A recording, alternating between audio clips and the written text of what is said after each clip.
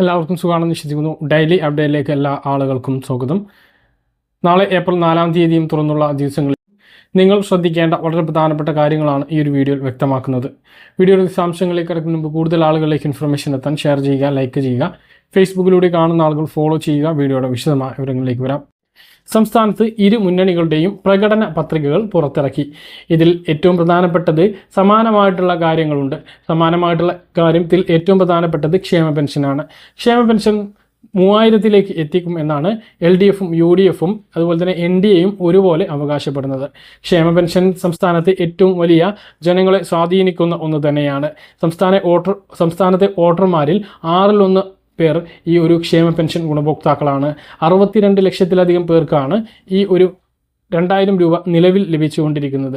ഇത് 3000-ലേക്ക് എത്തിക്കും എന്നാണ് LDFും UDFും NDAയും പറയുന്നത്.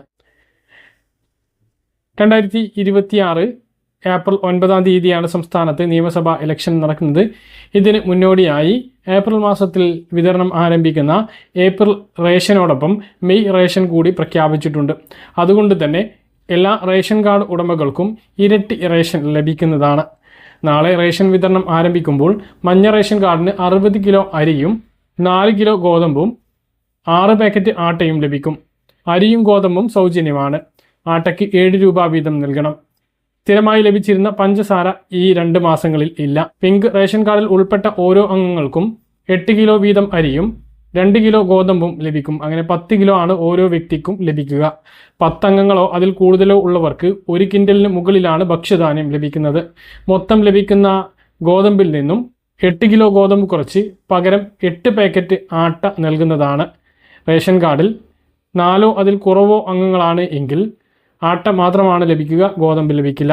പിങ്ക് റേഷൻ കാർഡിന് ഓരോ ആട്ടക്കും 9 രൂപ വീതം നൽകണം.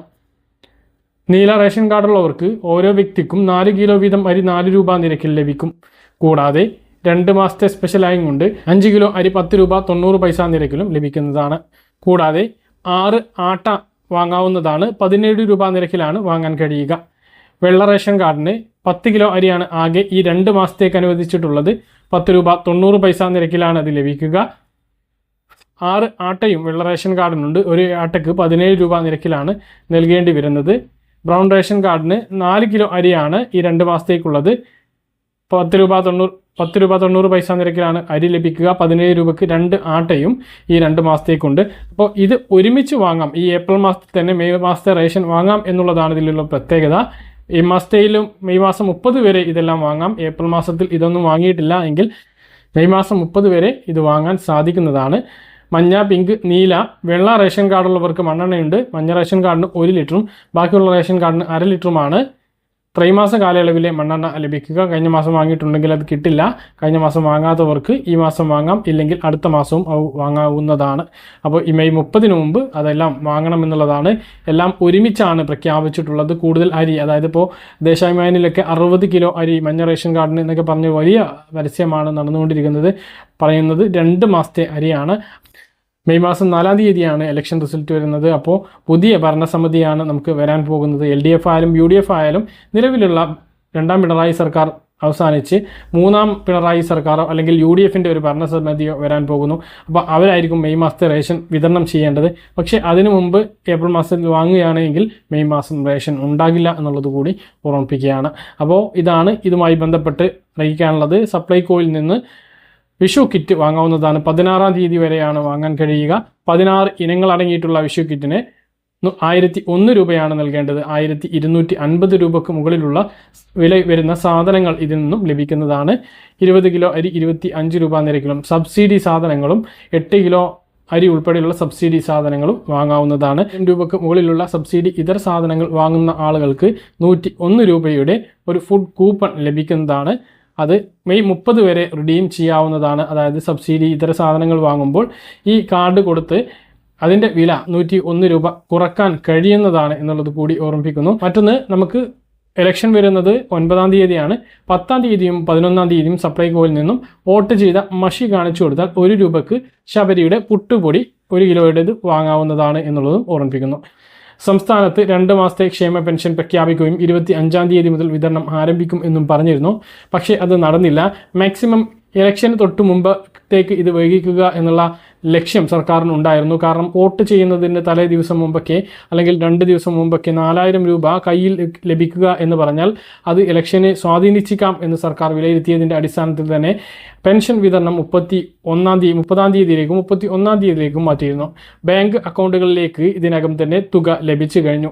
എന്നാൽ സംസ്ഥാനത്തെ പകുതിയിലധികം ആളുകൾക്ക് സർവീസ് സഹകരണ സംഘങ്ങൾ കയ്യിലാണ് പെൻഷൻ വിതരണം നടത്താറുള്ളത്.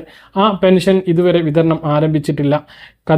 അതിനുള്ളൊരു കാരണം 31-ാം തീയതി ആണ് സർവീസ് സഹകരണ സംഘങ്ങളിലേക്ക് ലിസ്റ്റ് എത്തിയത്. ട്രഷറിയിൽ പണം എത്തിയിട്ടുണ്ട്. പക്ഷേ ട്രഷറി 1-ാം തീയതിയും 2-ാം തീയതിയും 3-ാം തീയതിയും ഇന്നും ഇന്നലെയും മിഞ്ഞാന്നും ലീവായിരുന്നു. നാളെ ട്രഷറി പ്രവർത്തനം ആരംഭിക്കുമ്പോൾ ആ ഒരു തുക മാറിയെടുക്കാനാകും എന്നാണ് സർവീസ് സഹകരണ സംഘങ്ങൾ കരുതുന്നത്. അതുകൊണ്ട് തന്നെ നാളെ രാവിലെ തന്നെ ട്രഷറികളിലേക്ക് സർവീസ് സഹകരണ സംഘങ്ങൾ എത്തും. അപ്പോൾ അവർക്ക് ആ ഒരു തുക നാളെ എപ്പോഴാണോ ലഭിക്കുന്നത് അതിനുശേഷം ജീവനക്കാർ വീടുകളിലെത്തി പെൻഷൻ വിതരണം ആരംഭിക്കും.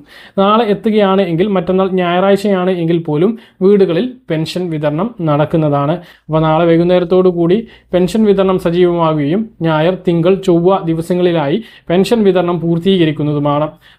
2000 രൂപയുടെ 2 ഗഡുക്കളായിട്ടാണ് ബാങ്ക് അക്കൗണ്ടുകളിലേക്ക് കയറിയത് എങ്കിൽ വീടുകളിൽ വിതരണം ചെയ്യുമ്പോൾ 4000 രൂപയാക്കിയിട്ട് തന്നെയായിരിക്കും അത് വിതരണം ചെയ്യുക. 4000 രൂപ ഓരോ ഗുണഭോക്താക്കളുടെ കയ്യിലേക്കും എത്തിച്ച് നൽകുന്നതാണ്. അപ്പോൾ കാത്തിരിപ്പ് അവസാനിക്കുകയാണ് എന്നുള്ളതാണ്.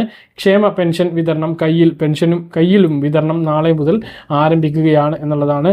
അടുത്ത പെൻഷൻ മെയ് മാസത്തേതാണ്. അതിൻ്റെ ഉത്തരവും സർക്കാർ മുൻകൂറായിട്ട് ഇറക്കിയിട്ടുണ്ട്. മെയ് മാസത്തിൽ ആ ഒരു പെൻഷൻ അതായത് സമയത്ത് ലഭിക്കും. പക്ഷേ ഇലക്ഷന് മുമ്പ് അതില്ല എന്നുള്ളതാണ് ഇപ്പോൾ നമുക്ക് ലഭിക്കുന്ന വിവരങ്ങൾ. സ്ത്രീ സുരക്ഷാ പെൻഷൻ തിങ്കളാഴ്ച വിതരണം ഉണ്ടായേക്കും എന്നുള്ളതും നമുക്ക് സൂചനകൾ ലഭിക്കുന്നുണ്ട്. കൃത്യമായിട്ടുള്ള അറിയിപ്പ് ഇല്ല.